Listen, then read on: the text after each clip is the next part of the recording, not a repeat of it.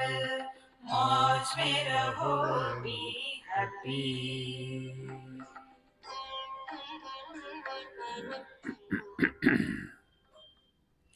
श्री कृष्णा श्री कृष्णा श्री कृष्णा श्री कृष्णा। गुरुर्ब्रह्मा गुरुर्विष्णु गुरुर्देवो महेश्वरः, गुरु साक्षात् परम ब्रह्म तस्मै श्री गुरवे नमः। तस्मै श्री गुरवे नमः। कल हमको बताया था कि आध्यात्मिक साधना किसको कहते हैं, तो उसमें साधना पंचकम बताया था। पहली साधना है निर्माण मोहा, देहात्म भाव का त्याग।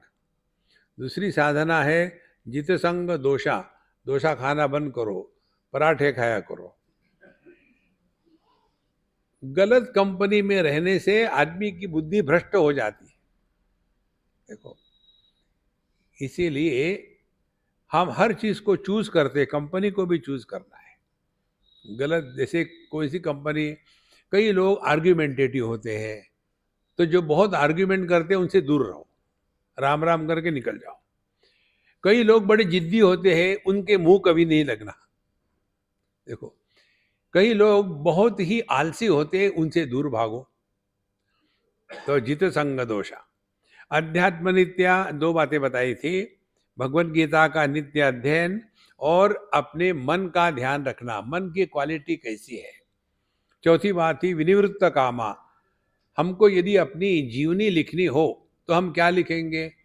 बचपन से आज तक हम केवल अपनी इच्छाओं को पूरा करने का असफल प्रयत्न किए हैं। देखो, अम्मा आप आके बैठो सामने, ये पीछे वाली दूसरे नंबर की, हाँ वो उठो, सामने इधर बैठो, हाँ इधर बैठो। उनके सामने कुतुब मीनार बैठा है, वो ऐसी कर रही है, ऐसी कर रही है, ऐसी कर रही है, ऐसी कर रही है। तो विनिवृत्त कामा, पूरे जिंदगी भर हमने क्या किया है? केवल अपनी इच्छाओं को पूरा करने का प्रयत्न, लेकिन आज तक हमारी सभी इच्छाएं पूरी नहीं हुई। विनिवृत्त कामा, इसको समझना है, बाकी करना कुछ नहीं है। विनिवृत्त कामा। फिर कौन सी कामनाएं होती? दो प्रकार की, सूखा कचरा, गीला कचरा। सूखा कचरा वस्तुओं को इकट्ठा करना, गीला कचरा ये रिश्तेदारों में मत फंसो बाबा, दूर रहो। और आखिरी और महत्व की बात, द्वंद्वई विमुक्ता। इतनी सिंपल बात है, समझ में क्यों नहीं आती भगवान जाने। सुख को मैं प्रकाशित करता हूं, दुख को मैं प्रकाशित करता हूं, तो मैं कौन हूं? जो दोनों का समर्थन करता है वो दोनों के परे होता है। जैसे पीले रंग को मैं, मेरी आंखें देख रही है, और लाल रंग को मेरी आंखें देख रही है, तो आंखें क्या हो गई? पीले लाल से परे है।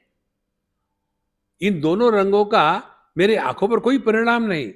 इसी प्रकार से जागृत स्वप्न को हम प्रकाशित करते हैं, सुषुप्ति समाधि को हम प्रकाशित करते हैं। ये द्वंद्व है। जो द्वंद्वों का आधार है वो द्वंद्वों के परे है। इस प्रकार से जो समझता है उसी ने अपनी बेवकूफी मूर्खता का त्याग कर दिया है। और ऐसा व्यक्ति जो है तद अव्ययम पदम गच्छति, वही उस परमात्मा तत्व को पा सकता है, पहचान सकता है। यहाँ तक हमने देखा। अब सवाल ये है, वो परमात्मा क्या है? न तद्भासयते सूर्यो न शशांको न पावकः, यद् गत्वा न निवर्तन्ते तद्धाम परमं मम। न तद्भासयति सूर्यः, सूर्य उसको प्रकाश नहीं दे सकता। फिर न शशांको, तो ठीक है रात को देखेंगे भगवान को, नो शशांको माने चंद्रमा, न शशांकः। ठीक है, हम अपना लाइटर निकालेंगे बीड़ी बनाने वाला, उस पर देखेंगे, उसके भी प्रकाश में नहीं। न पावकः। अब देखो ये स्थूल बातें हैं। एक बात समझ लेना, शास्त्रों का अध्ययन करने वाले व्यक्ति को शास्त्र की भाषा आनी चाहिए। यदि वो भाषा नहीं आएगी हम डिक्शनरी लेकर के यदि कोई अध्ययन करेंगे तो और कंफ्यूजन में चले जाएंगे। देखो अब कैसे, इसका अर्थ क्या है? न तद भासेति सूर्य, सूर्य जो है हमारी दृष्टि की अधिष्ठातृ देवता है। सूर्य के कारण हमारे आंखों में दृष्टि है। देखो, तो न तद भासेति सूर्य माने परमात्मा का दर्शन आंखों से नहीं होता। माने आंखें क्या है? ज्ञानेंद्रिय है। न तद भासेति सूर्य, इसीलिए हमारा ज्ञानेंद्रिय कर्मेंद्रिय ज्ञानेंद्रिय परमात्मा को पकड़ नहीं सकते। तो पहली साधना क्या हो गई? परमात्मा का दर्शन करना है तो ज्ञानेंद्रियों की गुलामी का त्याग कर दो। क्या होगा? शब्द स्पर्श रूप रस गंध, 5 विषय पकड़े जाते हैं ज्ञानेंद्रियों से, इनके परे है तो सब दुराग्रह खत्म हो जाएगा, एकदम मन शांत हो जाता है। उसके बाद न पावक, पावक माने अग्नि। अग्नि जो है हमारी वाणी की देवता है। हमारी जो वाणी है ना, ये 2 in 1 है। बोलते हैं तब उसको जिह्वा कहते हैं, और चखते हैं तब इसको रसना कहते हैं। तो ये जो जिह्वा भाग है हमारे जबान का, जिह्वा का, उसको कहते हैं कर्मेंद्रिय। बोलना ये कर्म है। तो न पावकः माने ये कर्मेंद्रिय के भी पकड़ में नहीं आता। तो साधना क्या की हमने? ऊपर से निर्माण मोह जित संग दोषा धीरे धीरे, और फिर द्वंद्व विमुक्ता, किसी भी अनुभूति से हम प्रभावित नहीं होते। कौन सी अनुभूतियां होती है? ज्ञानेंद्रिय के द्वारा विषयों को ग्रहण करना, कर्मेंद्रियों के द्वारा कुछ निर्माण करना। तो मतलब क्या हो गया? परमात्मा ना ज्ञान का विषय है, ना कर्म के द्वारा निर्मित होता है। न पावकः और न शशांकः। शशांक माने चंद्रमा।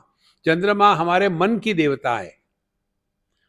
इसीलिए जब ज्वार भाटा आता है समुद्र में, उस समय पागल खाने में दिवाली होती है, क्योंकि उस समय मन ज्यादा ही विचलित हो जाता है।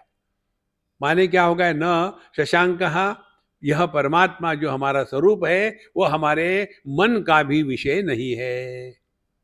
अब करो साधना। ज्ञानेंद्रियों का त्याग कर दिया, कर्मेंद्रियों का त्याग कर दिया, मन का त्याग कर दिया,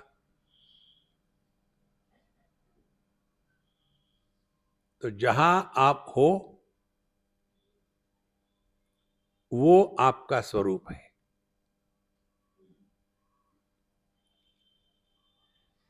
देखो, कठिन नहीं है ये, बहुत सिंपल है।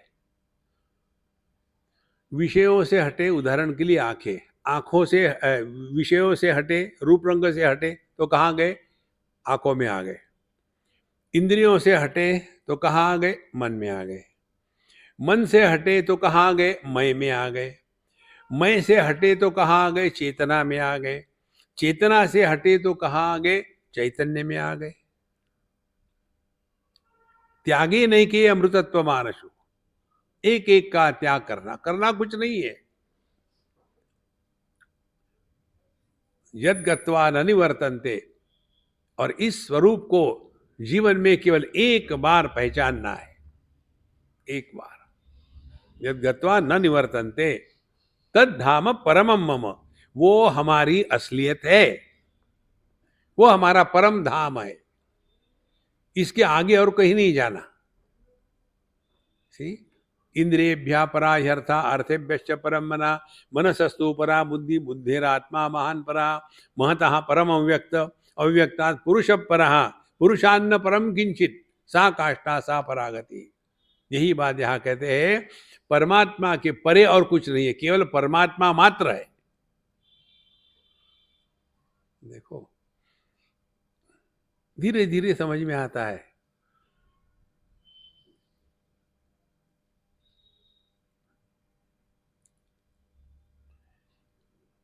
वाणी अपने आप शांत हो जाती है। वाणी जब शांत है तब हम मन में प्रतिष्ठित हो गए। मन जब शांत है तब हम चैतन्य में प्रतिष्ठित हो गए। परमात्मा की अभिव्यक्ति चेतना, चेतना की अभिव्यक्ति मन, मन की अभिव्यक्ति शब्द वाणी, वाणी की अभिव्यक्ति दुनिया। यह जो मार्ग है जीपीएस का, इसका हमको हमेशा ध्यान रखना है। यद गत्वा न निवर्तन्ते तद धाम परमम मम। इसीलिए केवल जीवन में एक ही बार हमको अपने आप को पहचानना है। ये है इस साधना का परिणाम। अब एक विषय पूरा हो गया। कौन सा विषय? ये दुनिया क्या है? न न न रूपमस्येह तथोपलभ्यते नान्तो न चादि नर संप्रतिष्ठा। ये दुनिया जो बताई है ना, ऊर्ध्व मूल मद शाखम, ऐसा कुछ नहीं होता। चिंतन करो। दुनिया प्रारंभ होती है अपने देहात्म भाव से। देहात्म भाव कब प्रारंभ होता है? जहां नींद से उठे उस क्षण दुनिया का निर्माण हो गया। देखो, और दुनिया प्रारंभ देह से होती है, समाप्त कहाँ होती है? देह में ही, और नहीं समाप्त होती। बिल्कुल सरल बात है ये। इसीलिए पूरी की पूरी साधना, पहली स्टेप देहात्म भाव की निवृत्ति। अब ये भी हमने आपको बताया था, फिर से बताते हैं। जिस प्रकार से दर्पण के सामने आने से प्रतिबिंब होगा ही, आप उसको रोक नहीं सकते, इसी प्रकार से देहात्म भाव होगा ही, आप उसको रोक नहीं सकते। देखो, तो फिर क्या करें? दर्पण के साथ हम क्या करते हैं? दर्पण के प्रतिबिंब को देखते हैं, लेकिन वो सत्य है इस रूप में स्वीकार नहीं करते। और इसीलिए दर्पण यदि टेढ़ा है तो हमारा प्रतिबिंब उल्टा दिखता है, हम दुख नहीं करता कि अरे मैं उल्टा कैसा हो गया, नहीं।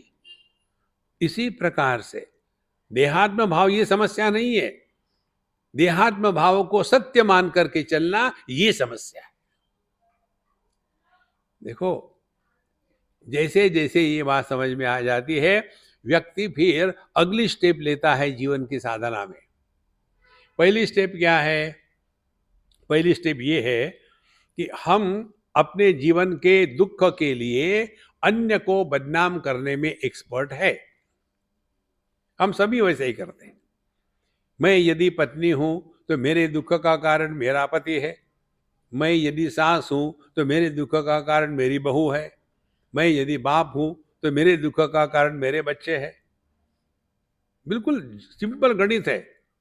तो हम करेंगे क्या? जिसके कारण दुखी हो रहे हैं उसको सुधारने का प्रयत्न।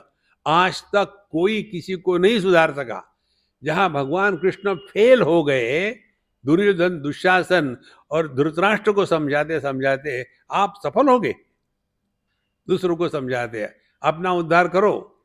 उद्धरेदात्मनात्मानम नात्मानम अवसादयेत। देखो, आज सुबह का सत्संग हो गया, उसके बाद एक बुढ़ाऊ आ गए और हमको कहते आप कहते अपना ही ध्यान रखना है, फिर ये दुनिया का कौन देखेगा? हमने कहा तुम देखो ना, मैं जा रहा हूं, मुझे नहीं टाइम तुम्हारे पास बात करने के लिए। देखो, ये बहुत महत्व की बात है। तो पहली स्टेप हमने यदि अपने को देह से अलग कर लिया तो फिर सवाल आता है, फिर मैं कौन हूं? दो शब्द है, मैं क्या हूं और मैं कौन हूं। मैं क्या हूं? स्त्री पुरुष, जवान बूढ़ा, पति पत्नी, भाई बहन, माँ बाप। मैं क्या हूं? मैं कौन हूं? देह हूं कि देही हूं? मेरा चश्मा आपको नहीं देख रहा है, चश्मे के पीछे दृष्टि है। आंखें आपको नहीं देख रही है, आंखों के पीछे मन है। मन नहीं देख रहा है, मन चेतना के प्रकाश में है, तो यह प्रकाशित मन ज्ञान प्राप्त कर रहा है। देखो, तो जब हमने अपने आप को देह से अन्य के रूप में स्वीकार किया, तब प्रश्न आता है, फिर मैं कौन हूं? तो जब हम जाते हैं महात्माओं के पास और कहते हैं, महाराज जी मेरे ही जीवन में ऐसे दुख क्यों आते हैं, पता नहीं, मैं ही सब दुनिया के दुख मेरे पास पहुंच जाते हैं, क्या कारण है? तो महात्मा लोग क्या कहेंगे? देखो बेटा, पिछले जन्म में तुमने इन लोगों से बहुत पैसा इकट्ठा किया था, वापस नहीं किया था। इस जन्म में सूद के साथ पेमेंट करना है, इसीलिए तुम्हारे बच्चे नालायक निकले। तुमने जितना कमाया है पूरा एक एक पैसा वसूल करेंगे। लेकिन मुझे तो कुछ याद नहीं। अरे आपको भले याद ना हो, कन्हैया का कंप्यूटर फेल नहीं होता। फिर अब क्या करूं? अब उनके साथ ऐसा व्यवहार करो कि उनको ज्यादा लाड प्यार दे के बिगाड़ो मत, अपने आप को बचाओ। देखो महाराज, लेकिन मैंने पिछले जन्म में किया था, इस जन्म में क्या है? ध्यान से सुनना। ये जो सिद्धांत है कर्म का और पूर्व जन्म पश्चात जन्म का, इसका सिद्धांत हमको समझना है। पहला सिद्धांत, हमारे जीवन के सुख दुख के लिए हम 100% जिम्मेदार है। जगत में हमारा हमारे सिवा और भयानक दुश्मन कोई नहीं। इसीलिए कहते उद्धरेद आत्मनात्मानम नात्मानम अवसादयेत्। अपना उद्धार हमको करना है, हमको कोई मदद नहीं कर सकता दुनिया में। देखो, तो फिर ये क्यों बताया है, इसका तात्पर्य क्या है ये समझ लो। पिछले जन्म में हमने अच्छे बुरे काम किए, हाँ जी, वो देह कहाँ गया? वो तो मर के चला गया, उसको जला दिया। अभी देह में हम अच्छे बुरे काम कर रहे हैं, बढ़िया बात है। फिर ये देह भी मारा जाएगा, लेकिन आपने जो काम किया उसका हिसाब लेने के लिए अगला जन्म होगा। किसका? देह का, आपका नहीं। आप ज्यों के त्यों हैं। देखो संतो, इसको केवल समझना है, करना कुछ नहीं। कल परसों आपको बताया था, यहाँ आपके जयपुर में आने के पहले हम रायपुर में थे। रायपुर छोड़ा तो रायपुर मर गया हमारे लिए। अब हम आ गए जयपुर में। फिर हम आज गए थे ब्रह्मा जी के दर्शन करने के लिए, तो वहां गए, उस समय जयपुर हमारे लिए मर गया था। हम पुष्कर में पैदा हो गए थे, वहां से छोड़ा पुष्कर, मर गया, हम यहाँ पैदा हो गए। दो दो क्षण में हम पैदा हो रहे, हम कभी नहीं मरे महाराज। ये अखंड सत्ता अपना स्वरूप है। और ये एक बार समझ में आया, तब सवाल आता है कि फिर मेरा स्वरूप क्या है? और इस तत्व को बताने के लिए जीव का प्रसंग शास्त्रों में आता है। ये जो जीव का प्रसंग है, ये हम जीव है ये बताने के लिए नहीं, हमको देह से अलग रख करके अपनी पहचान करवाना है।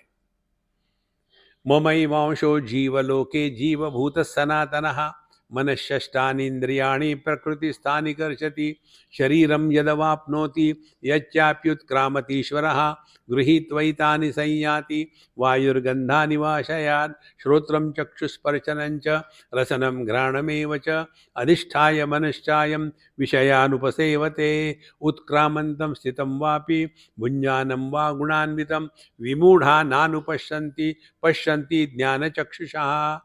ये 4 श्लोकों में जीव जीव नाम की चिड़िया क्या है इसके बारे में बताया है। देखो, बहुत महत्व की बात है, इसको आप समझ लो, अत्यंत आवश्यक है।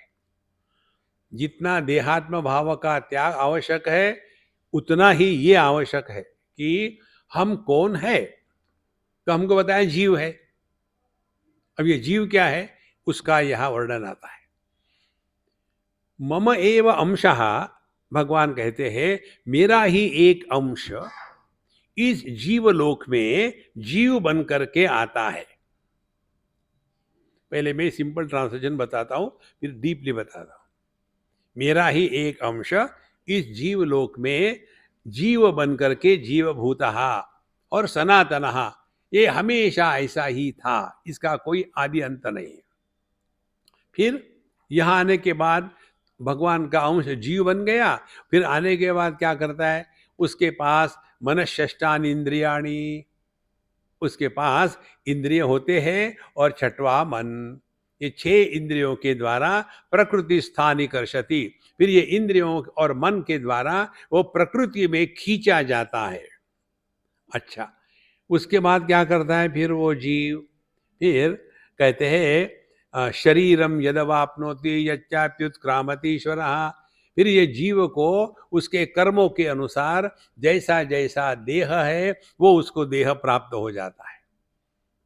और शरीरम यदवाप्नोति यच्चाप्युत्क्रामति ईश्वरः, और देह का प्राप्ति हो गई, देह नष्ट हो गया, फिर ये जीव इसमें से निकला, दूसरे देह में गया, फिर वहां से निकला, तीसरे देह में गया। लेकिन ये जीव कौन है? ईश्वर। यह जीव ईश्वर है, ये पापी पुण्यात्मा नहीं है। ठीक?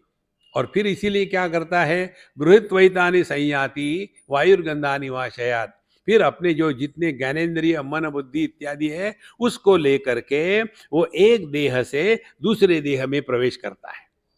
और कैसे? वायु गंधा निवाशयात। जैसे वायु किसी सुगंध के ऊपर से चला जाए तो वहाँ की सुगंध पकड़ के ले जाता है थोड़े समय के लिए।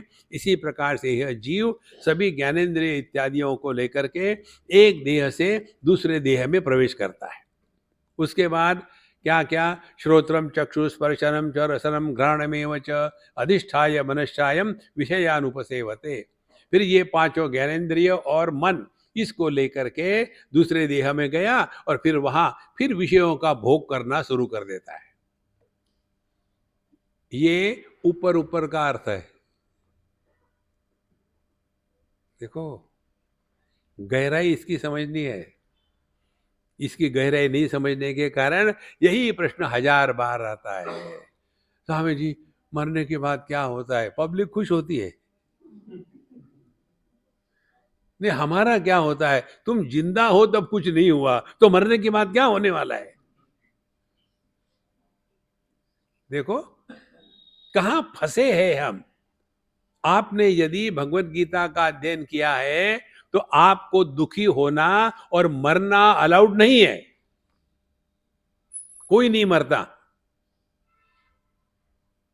देखो संतो, एक ग्रंथ है, उसका अध्ययन करो आप।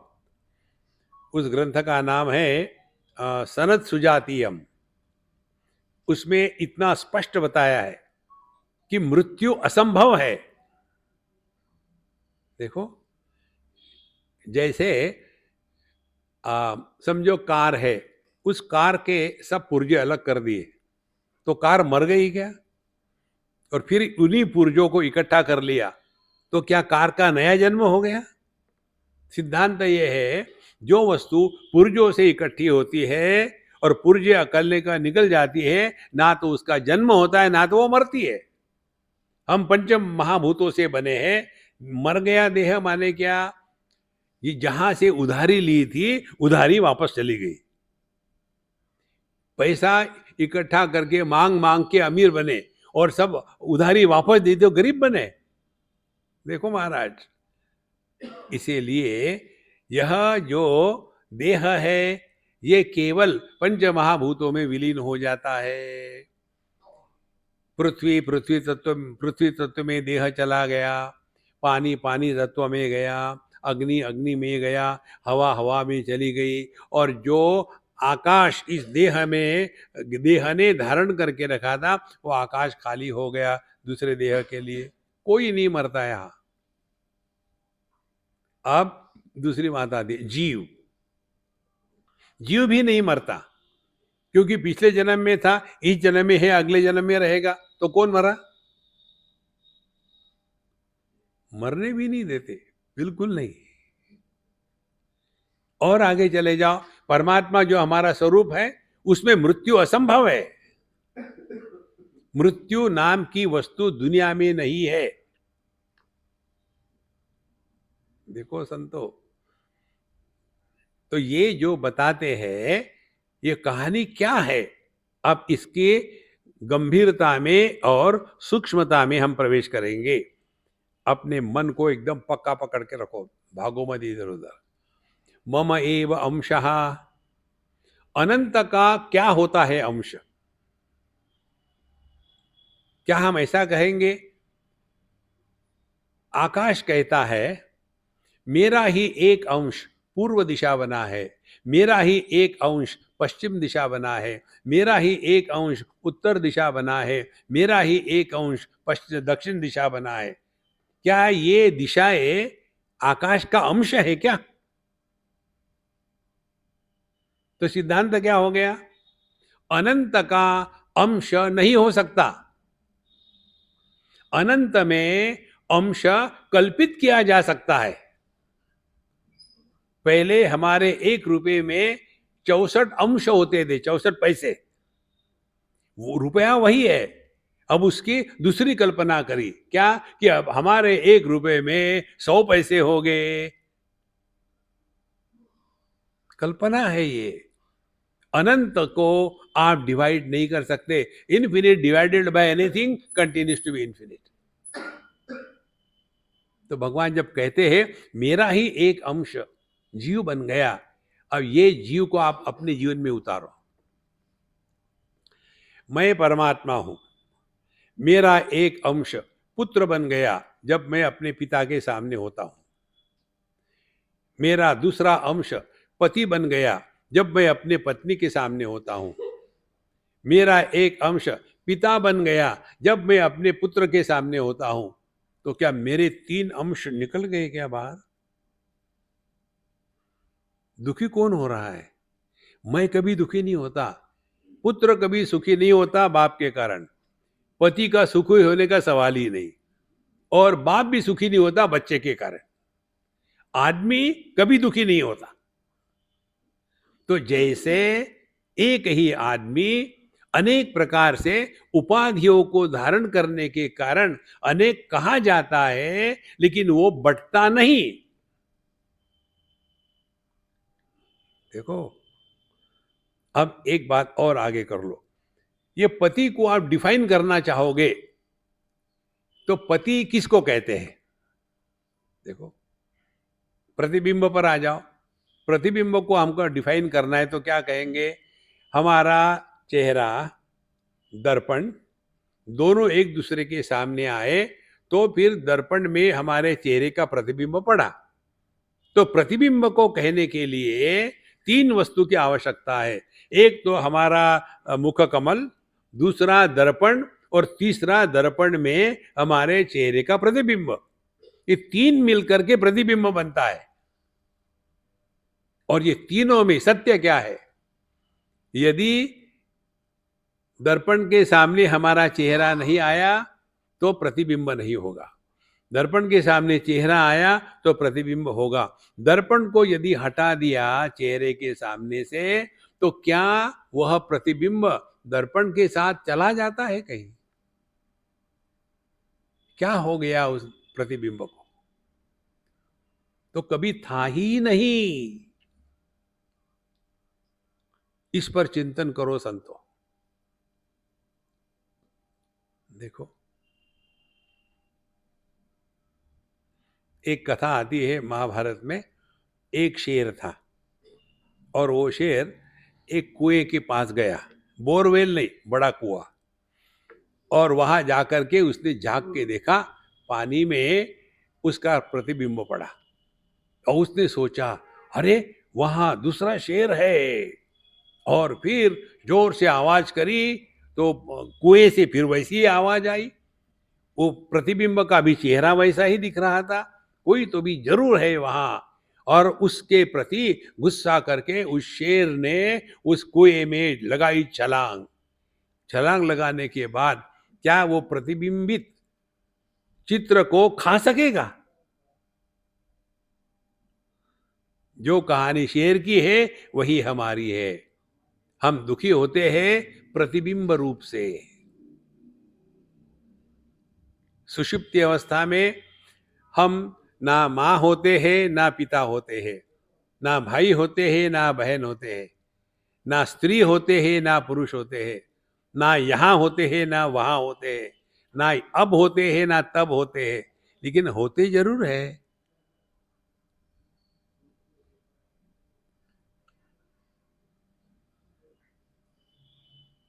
मुझे बताओ क्या साधना करोगे? साधना तो करना ही पड़ेगी। हाँ करो। क्या? Wherever you are, whenever you are, whatever you are, be 100%। आप पिताजी के सामने हो तो आदर से चुप होके खड़े रहो। वो जो भी बोले आर्ग्यूमेंट मत करना, हाँ से हाँ मिलाते जाना, वहां से निकल करके उनको जो कहा भूल जाना और आपको जो करना है करना। बुढ़ाओ लोगों के साथ कभी आर्ग्यूमेंट नहीं करना, इस सिद्धांतों को ले जाओ आप। जो कहते हाँ जी कहते खत्म। देखो, बच्चा है, बाप बन करके गए तो फिर बच्चे की बात सुनना ही नहीं, तब सुखी रहोगे। महत्व की तो बात बता ही नहीं रहे। पत्नी के सामने कैसे नाटक करे, हाउ टू रिमेन 100%, उसका तो सबसे सिंपलेस्ट टेक्निक है। When she is talking keep quiet, when she is quite don't talk. जीवन में सुखी रहोगे। तू मैं तू, इससे कुछ निकलता नहीं। इसीलिए कर्नाटक, अब ध्यान से सुनना, कर्नाटक माने क्या? पहले जमाने में पुरुष स्त्री का रोल करता था नाटक में या पिक्चर में, स्त्री नहीं थी। उस समय हम लोग बैकवर्ड थे, अभी फॉरवर्ड हो गए ना, तो लड़कियां हर चीज करती है। तो आदमी ही स्त्री का रोल करता था। तो जब वो स्त्री का रोल करेगा, उस समय भी उसको मालूम था कि मैं पुरुष हूं। इसी प्रकार से हमको भी भिन्न भिन्न रोल करने हैं। पिता के सामने पुत्र का रोल, पत्नी के सामने है पति का रोल, पुत्र के सामने पिता का रोल। अपना रोल करो, वहां से हट गए कि भूल जाओ। अच्छा मैंने कहा था, हाँ मैं भूल गया, ओवर। इसीलिए 100% जीना, यही अध्यात्म है। देखो, बहुत ही सिंपल है ये बात जिस दिन आपके गले उतरेगी ना, देखना भगवान की बड़ी कृपा हो गई। धीरे धीरे ये समझ में आता है कि जो दुखी हो रहा है वो कहीं नहीं है, और जो दुखी नहीं होता वो हमेशा है। तो साधना क्या हो गई? उपाधि के बोझे से अपने आप को बचाओ। कौन सा उपाधि का बोझा है? सूखा कचरा, गीला कचरा। ये दो कचरे के डब्बे आपके घर में है ना, वहां रख दो सबको, सुखी रहोगे जीवन में। तो ममई वंशो जीवलोके जीवभूत सनातन। अब एक स्टेप और आगे, ये हमने हमारे सत्संग में कई बार बताई है। बहुत सिंपल बात है, समझ लो, सिर्फ चक्कर वही है समझने का। एक लड़की मेरे पास आई, बम्बई की बात है। आने के बाद मुझे कहती है, स्वामी जी मुझे मम्मी ने कहा आपके पास जाओ। मैंने कहा हाँ क्या बात है? बोले आपको तो पता है मैं डाइवोर्स हूँ। तो हमने कहा मैं तुमसे शादी नहीं करूँगा। नहीं नहीं नहीं नहीं, उसके लिए नहीं। मेरी माँ ने कहा कि हमारे यहाँ जो अब कोई रिलीजियस फंक्शन है, पूजा पोथी, ये लेडीज लोगों की बहुत होती है, मुझे पता नहीं क्या होती है। तो कोई पूजा पोथी थी, तो उसमें तुम नहीं रह सकती क्योंकि तुम्हारा पति नहीं है, तुम्हारा डाइवोर्स हो गया है। इसीलिए तुम बाहर चली जाओ और 9 बजे के बाद आना, तब तक हमारी पूजा पूरी हो जाएगी। तो मैंने कहा वो मरा नहीं ना, वो आदमी तो है, भले डाइवोर्स हो गया हो। बोले मुझे नहीं मालूम, स्वामी जी को जाके पूछो। तो मेरे पास आई, स्वामी जी मरने डाइवोर्स के बाद लड़की विधवा होती है या सधवा रहती है? तो मैं एकदम गंभीर हो गया। मैंने चारों वेदों का अध्ययन किया है, कहीं भी ये समस्या का हल नहीं मिला। डाइवोर्स हुआ तो कौन मरा? क्या पति मरा क्या? डाइवोर्स के बाद भी वो लिविंग इन रहते हैं, लेकिन पति पत्नी नहीं। कौन मरा? देखो महाराज, धीरे धीरे ये बात समझ में आती है कि दुखी होने वाला जीव होता है। जहां आप दुखी हो गए तो आपको एक दिन समझ में आया दुखी होने वाला कौन है। तो पति पत्नी भाई बहन माँ बाप सास ससुर दोस्त दुश्मन पड़ोसी, यही दुखी होते हैं और इनकी कहीं सत्ता नहीं। चिंतन का विषय है ये, करना कुछ नहीं है। देखो, जब ये बात सूक्ष्मता से अंतःकरण में उतरती है ना, तब व्यक्ति हल्का पुल्का हो जाता है। इसी को कहते हैं कर्नाटक। नाटक करो। तो ममई वंशो जीवलोके जीवभूत सनातन, शादी हो गई, अब पति बन गए, और फिर मनश्ष्टानि इंद्रियाणि प्रकृति स्थानी कर्षति, फिर पति होने के बाद पत्नी के साथ जाओ और शॉपिंग का सामान उठा के ले आओ, प्रकृति से स्थानी कर्षति। उसको ले गए शॉपिंग मॉल में, पैसा उसका सामान इसका, चले गए। उसके पश्चात फिर शरीरम यदवाप्नोति यच्चाप्युत्क्रामतीश्वरः, फिर यहाँ परेशान हो गए, फिर डाइवोर्स किया। डाइवोर्स करने के बाद फिर नहीं, अकेले में नहीं मन लगता, शादी तो करनी ही पड़ेगी, दूसरे से शादी करी। इस पर आपको एक उदाहरण देते हैं। ये जर्मनी में हुआ था, हम गए थे, तो 3 दिन का हमारा रिट्रीट था। तो दूसरे दिन एक जर्मन लेडी ने मुझे पूछा, स्वामी जी, मैंने हाँ जी, यदि आप मेरे जीवन में 25 साल पहले आते, तो मैंने कहा फिर भी मैं तुमसे विवाह नहीं करता। बोले नहीं नहीं, उसके लिए नहीं, यदि आप मेरे जीवन में 25 साल पहले आते तो मैं 3 बार डाइवोर्स नहीं करती। अब मुझे पता चला मैं छोटी छोटी चीजों को लेकर के गुस्सा करती थी और उसी में मेरा डाइवोर्स होता था, छोटी छोटी चीजों को लेकर। तो हमने कहा कि देखो, तुमने मुझे पूछा, अब मैं तुमको पूछता हूं। तुमने पहले विवाह किया तो तुम हो गई W1 वाइफ 1, और तुम्हारा पति हो गया हस्बैंड 1। तो पहला कपल क्या हो गया? Mister Mrs W1H1। बिल्कुल ठीक है, डाइवोर्स हो गया। दूसरी बार शादी करी, फिर मिस्टर मिसेस W2H2, तीसरे बार मिस्टर मिसेस W3H3। अब प्रश्न ये है, W1 is equal to W2 is equal to W3 is equal to what? क्या पहला पति दूसरा पति बना? क्या पहले 2 पतियों का जोड़ तीसरा पति है? और ये पहले 2 पति कहां गए जब तीसरा पति पैदा हुआ? तो उसको भी जब छोड़ दिया तो तीनों की तीनों कहां गए? बोले मुझे नहीं मालूम, मुझे समझ में नहीं आ रहा। कैसे समझ में आएगा? क्योंकि समझने की बात है ही नहीं इसमें। कौन मरा? जीव पैदा भी नहीं होता, मरता भी नहीं। एक और उदाहरण आपको बताते हैं, इसको पकड़ लो ठीक से। एक बार एक पति पत्नी आए मेरे पास झगड़े लेकर के, हमेशा का धंधा वही है। तो पति ने कहा, स्वामी जी इसको इतना समझाओ कि मैं उससे उम्र में बड़ा हूं, मेरी उम्र का तो थोड़ा जरा शर्म कर, सबके सामने मेरा अपमान करती है, उम्र का भी आदर नहीं करती। हमने कहा देखो महात्मा जी, हम तो अम्मा का साइड लेंगे, वो हमको खाना दे दिया, आप थोड़ी देते हो।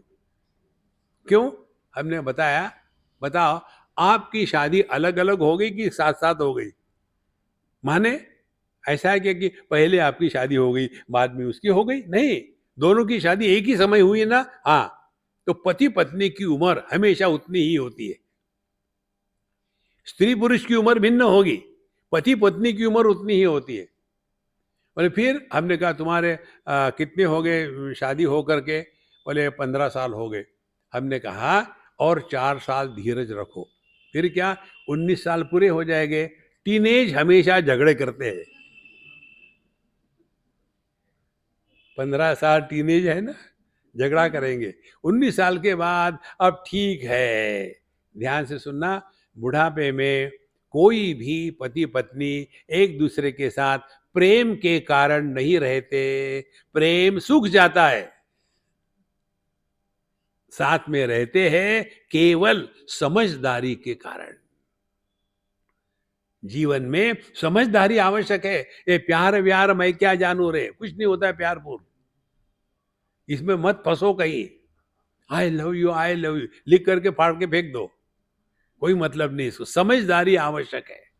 जिन हमारे अंतःकरण में समझदारी खत्म हो जाएगी, संसार का सत्यानाश हो जाता है। इसीलिए शरीरम यदवात्मोति यच्चाप्युत्क्रामतीश्वरः, फिर पहला विवाह तोड़ा, फिर दूसरी शादी करी तो दूसरा पति पैदा हो गया, फिर उसके साथ रहे, फिर उसको डाइवोर्स कर दिया, तीसरा पति पैदा हो गया। इस प्रकार से कितने हमने शरीर बदले, एक शरीर से दूसरा शरीर, दूसरे से तीसरा शरीर। अच्छा महाराज, उसके पश्चात क्या करता है? फिर वही श्रोत्रम चक्षुस्पर्शनम च रसनम घ्राणमेव च, फिर वहां जाकर के वही चीज, वही तमाकू, वही चूना रगड़ो और खाओ। देखो, पति पत्नी का आकर्षण केवल 1-2 साल के लिए होता है। बाद में तू मैं तू, और गुजराती हो गए तो कबड्डी कबड्डी कबड्डी कबड्डी। क्योंकि गुजराती में मैं को हूं कहते हैं, हूं तू हूं तू। देखो संतो, ये झगड़े में मत रहो। अध्यात्म में रहना है तो छोटी मोटी चीजों में परेशान मत होना। आप कल्पना करो, हम में से कोई कभी इसलिए दुखी हुआ क्या कि मैं अमेरिका का प्रेसिडेंट नहीं हो सका, यार बड़ा दुखी हूं? नहीं, हमारे दुख का कारण सुबह चाय नहीं मिली, अरे दरिद्री।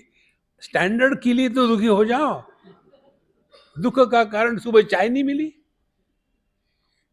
देखो महाराज, इसीलिए फिर यही कहानी शुरू होती है। श्रोत्रम चक्षुस्पर्शनम च रसनम घ्राणमेव च अधिष्ठाय मनश्चायम विषयानुपसेवते, फिर वहां वही शुरू हो जाता है, वही तमाकू वही चूना रगड़ के खा रहे हैं।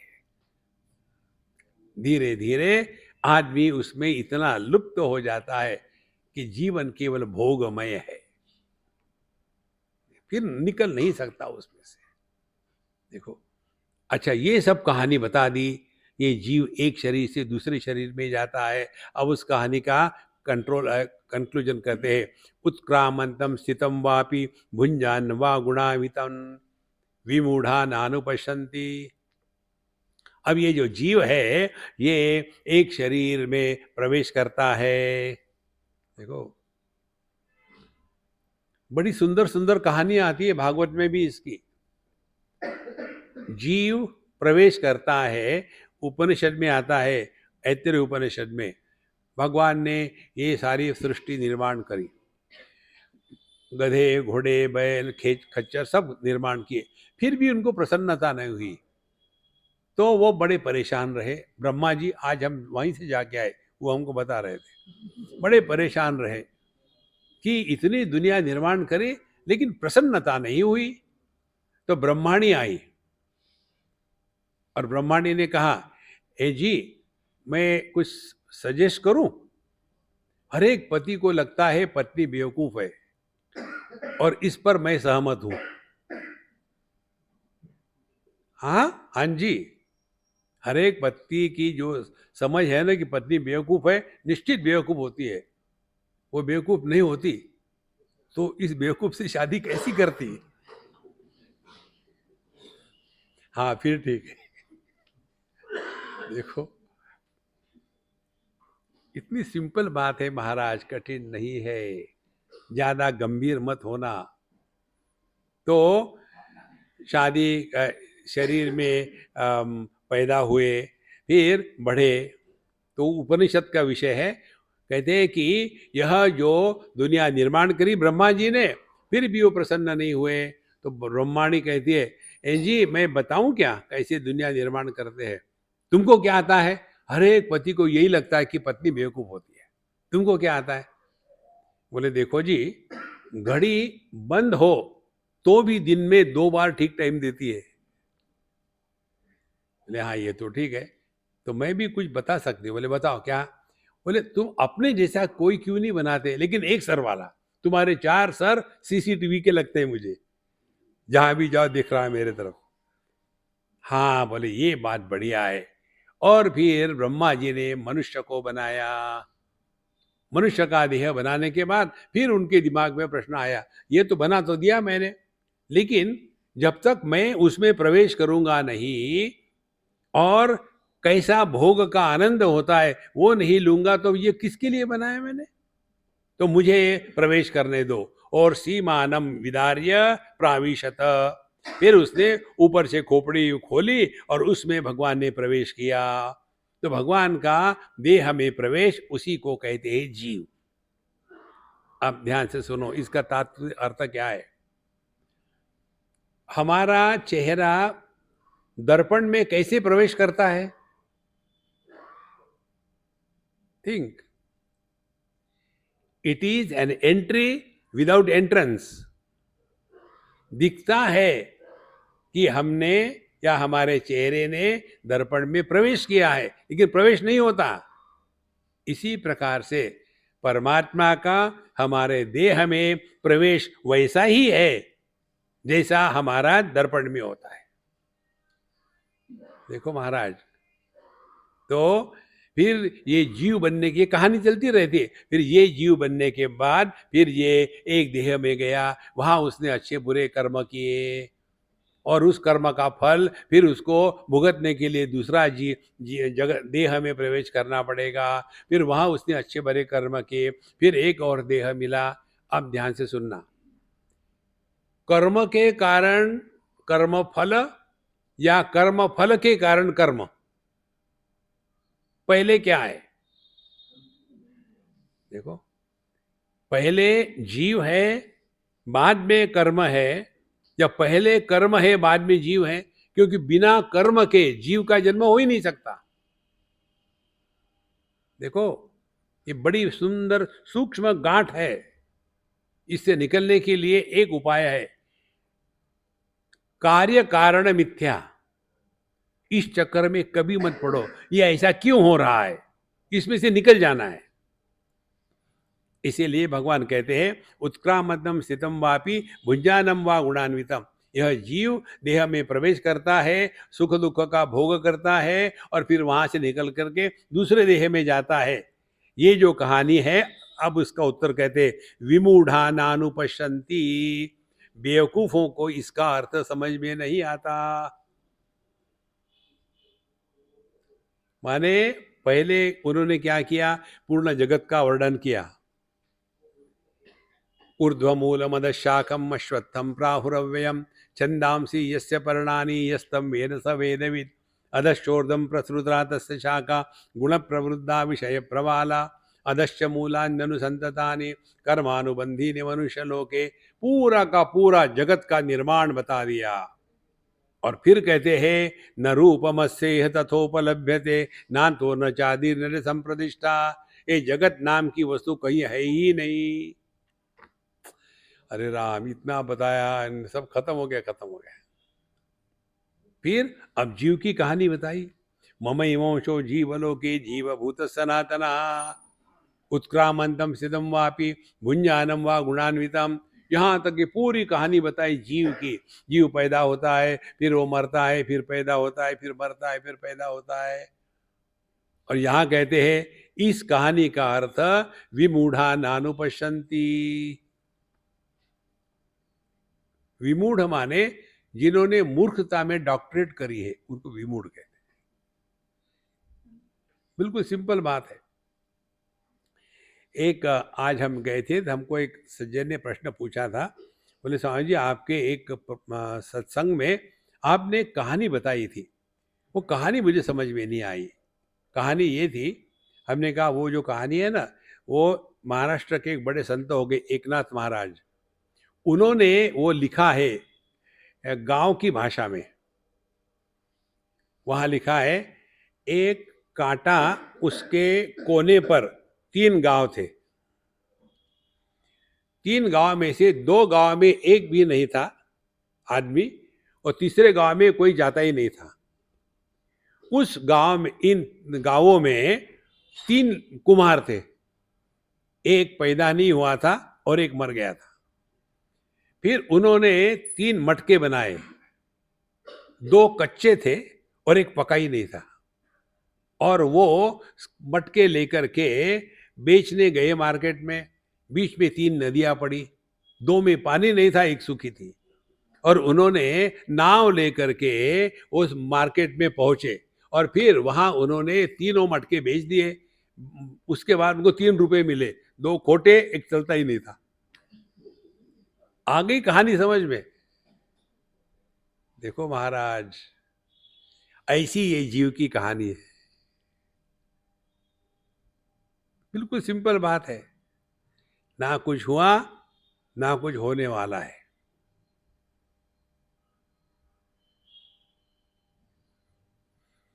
तो फिर किस लिए जिए? Time pass. ना कुछ पाना है ना कुछ खोना है। क्या हमको परमात्मा को पाना है? नहीं। Knowing is being. जानना और होना ये अलग अलग नहीं है।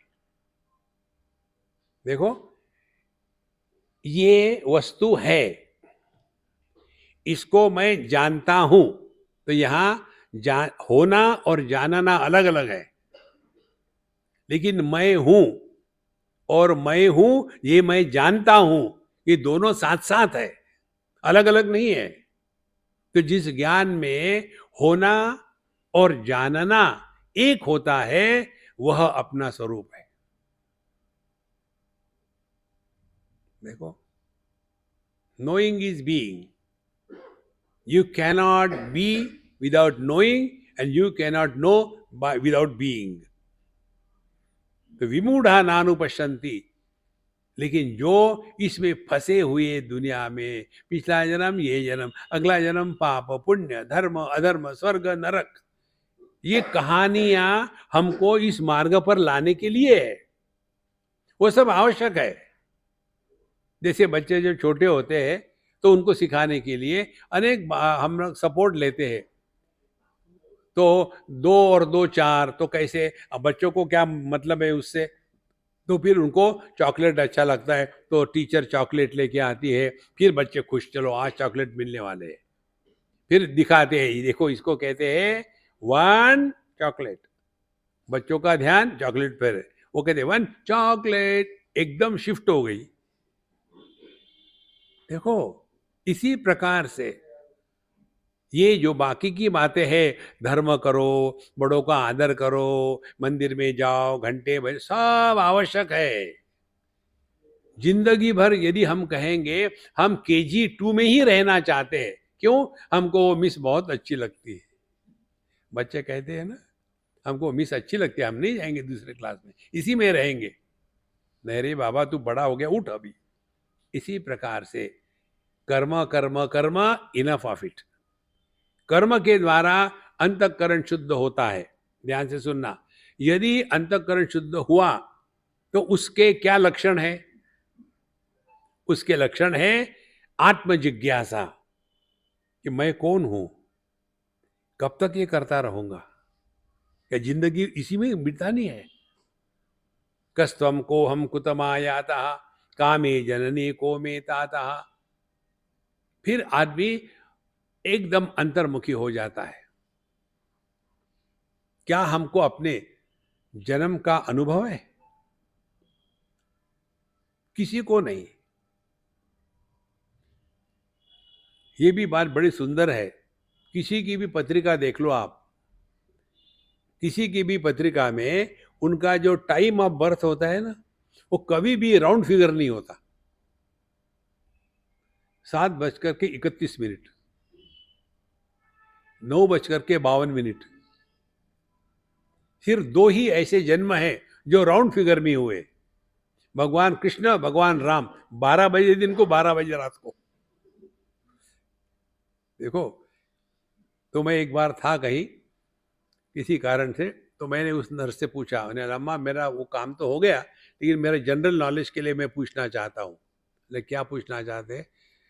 आप लोग जो बताते हैं टाइम ऑफ बर्थ, 7:28 इतना एग्जैक्टली कैसा जानते हैं आप? क्योंकि वहाँ एक तो अम्मा होती है नहीं, 4, 6, 10 होती है हॉस्पिटल में, और तुम किसको देखो कहाँ से क्या क्या आवाज है पता ही नहीं चलता। तो कैसे पता चलता है? बोले स्वामी जी हम आपको सच सच बताएंगे, झूठ नहीं बोलेंगे। हम यदि राउंड फिगर देने, लोग मानते नहीं हमारी बात। जब हम कहेंगे 7:22 फिर ठीक है। तो वो माँ को भी पता नहीं कब पैदा हुआ, बच्चे को भी पता नहीं कब पैदा हुआ, और वो नर्स को भी पता नहीं, बाप को भी पता नहीं, लेकिन ये मेरी कुंडली है। अरे हाथ तेरी की तो। और उसको लेकर के फिर दुनिया भर के राहु केतु, ये ग्रह वो ग्रह और दुराग्रह में फंस जाते हैं। इस सब चीजों से हट जाओ। ना आपका जन्म हुआ है, ना आप मरोगे। विमूढ़ा नानु पश्यंती पश्यंती ज्ञान चक्षुषा। तो ज्ञान चक्षु क्या है? समझदारी। कब हमारा जन्म हुआ? रोज का उदाहरण अनुभव है ये। किसी को भी अपने बढ़ने का अनुभव नहीं होता, किसी को भी नहीं होता।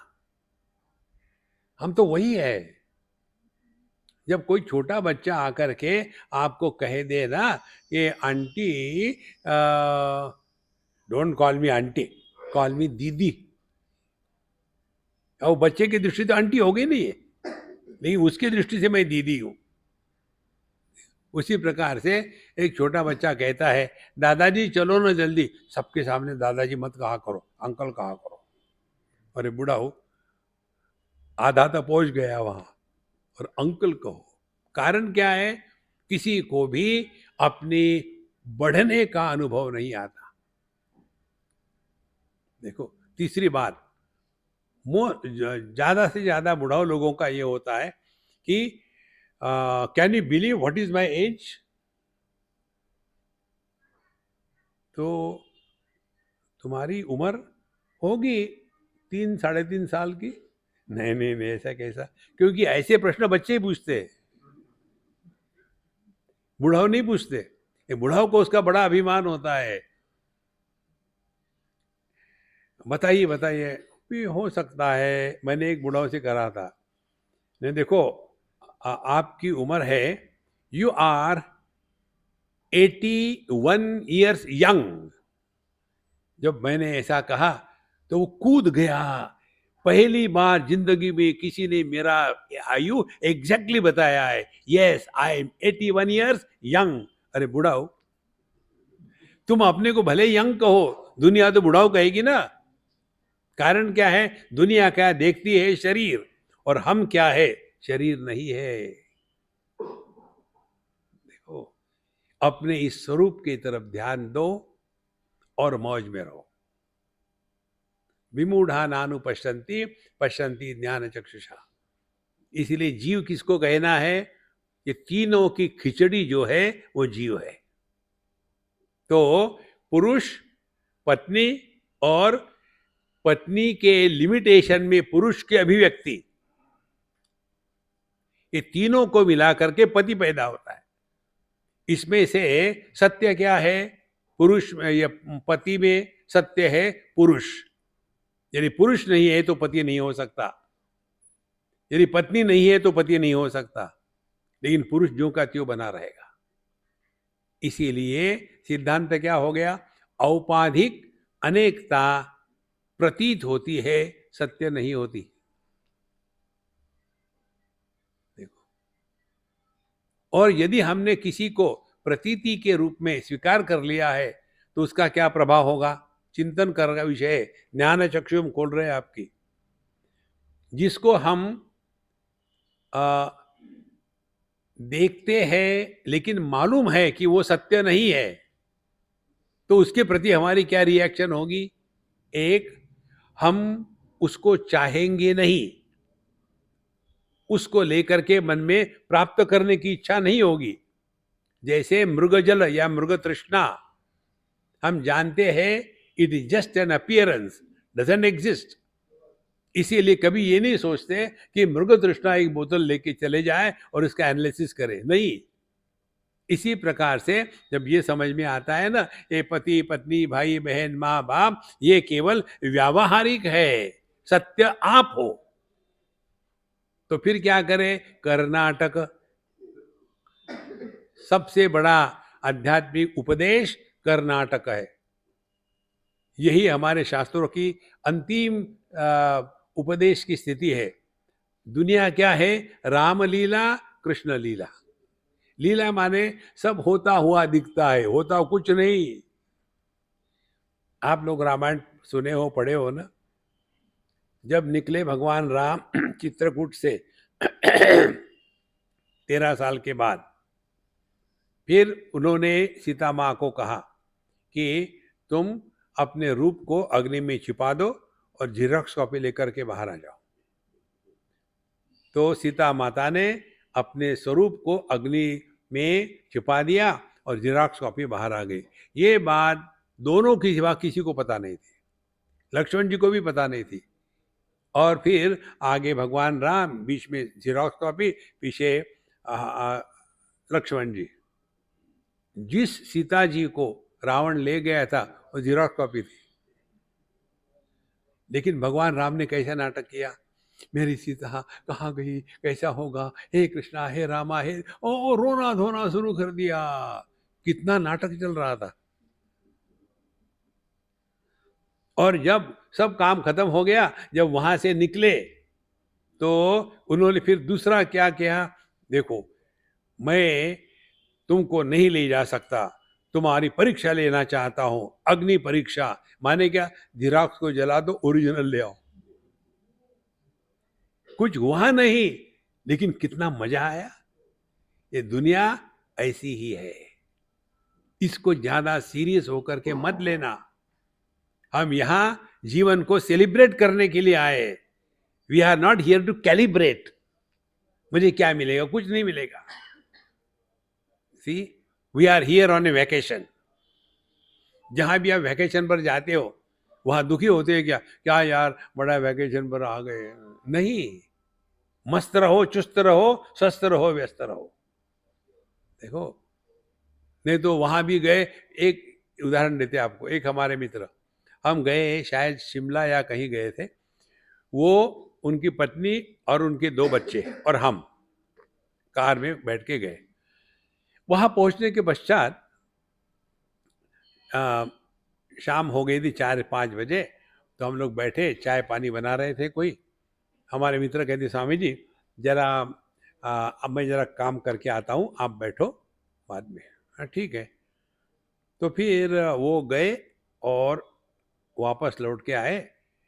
और दूसरे दिन जब हमको घूमने जाना था, तो कहते, स्वामी जी माफ़ करना, मुझे कुछ अर्जेंट काम आया है, मैं तो नहीं आऊँगा, आप घूम के आइए, शाम तक आ जाइए वापस। हम लोग गए, मौज ही में रहना था, घूम घाम करके। बच्चे बड़े खुश थे, स्वामी जी पापा नहीं, अब मजा आएगा। हर एक जगह वही चक्कर है, बाप इज द प्रॉब्लम। तो हम घूम घाम के आ गए। आने के बाद ये सज्जन कहते हैं, स्वामी जी आपको एक मेरा काम करना पड़ेगा। मैंने, क्या काम है? चलिए। ले गए मुझे कार में। वहाँ एक बोले, एक होटल के साथ मैंने एमओयू साइन किया है। यहाँ वेजिटेरियन होटल कोई नहीं था, तो मैंने सोचा यहाँ अच्छा चलेगा। आए थे वहाँ वैकेशन के लिए और खोल के आए वेजिटेरियन रेस्टोरेंट। यहाँ हम आए हैं मौज के लिए और भर्ती हो गए फौज में। देखो, life is a celebration, it is not a calibration. मुझे क्या मिलेगा? कुछ नहीं मिलने वाला। देखो, धीरे धीरे ये बात जब समझ में आती है ना, इसी को भगवान कृष्ण के शब्द में कहते हैं, पश्यन्ति ज्ञान चक्षुषा। तो ज्ञान चक्षु यही है कि ना तो कभी हमारा जन्म हुआ है, ना कभी हम बढ़े हैं, ना कभी हम मरते हैं। ये तो भगवान की लीला चल रही है। और हमको जो जो पाठ देते हैं, वो पाठ आप बढ़िया से बढ़िया करो, यही अध्यात्म है। आखिरी का विचार आपको देते हैं, इस पर चिंतन करो दिन भर। आपने कोरोना फेस्टिवल के समय में हमने योग वाशिष्ठ पर विचार किया था। जिन्होंने सुना है उनको पता है। वहां का ये विचार हमको सबसे श्रेष्ठ लगा, बहुत अच्छा लगा। दो दर्पण लो और उनको एक दूसरे के सामने रखो, तो क्या होगा? इस दर्पण का प्रतिबिंब उसमें, उसका उसमें, उसका उसमें, उसका उसमें, कोई गिनती होगी? अनंत होगे। एक विचार ये। दूसरा विचार, हम जब अपना सपना देखते हैं तो सपने में कितने लोग होते हैं, हजारों लोग, प्राणी, सब कुछ होते हैं। जब हमारा सपना टूट जाता है तो जितने लोग होते हैं हमारे सपनों में, उनका क्या होता है? सपना खत्म हो गया, हम जग गए, तो सपने में जितने दोस्त दुश्मन थे, उनका क्या हुआ? अब इसी को लेकर के आगे और चलो। हम सभी के सभी ब्रह्मा जी के सपने में है। ये ब्रह्मा जी का सपना चल रहा है, उसमें हम इंडिविजुअल कैरेक्टर्स है। जिस दिन ब्रह्मा जी उठ जाएंगे ना, जिसको कहते हैं महाप्रलय, जिस दिन ब्रह्मा जी उठ जाएंगे तो ये सब के सब कहाँ गए? तो जैसे हमारे सपने में रहने वाले जितने अच्छे बुरे व्यक्ति होते हैं, क्या उनका पुनर्जन्म होता है? इसी प्रकार से ब्रह्मा जी का महाप्रलय हो गया तो उसमें ये जितने भी हम अपने आप को घुमाते हैं, सब के सब गायब। अब कहाँ गए? जाएंगे तब ना जब हो। देखो, तो ना कुछ हुआ है, ना कुछ होने वाला है।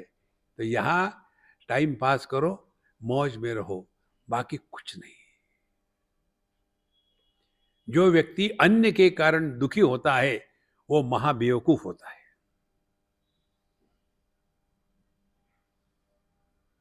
रिफ्यूज टू बी मिजरेबल, ये भगवान कृष्ण का योग है।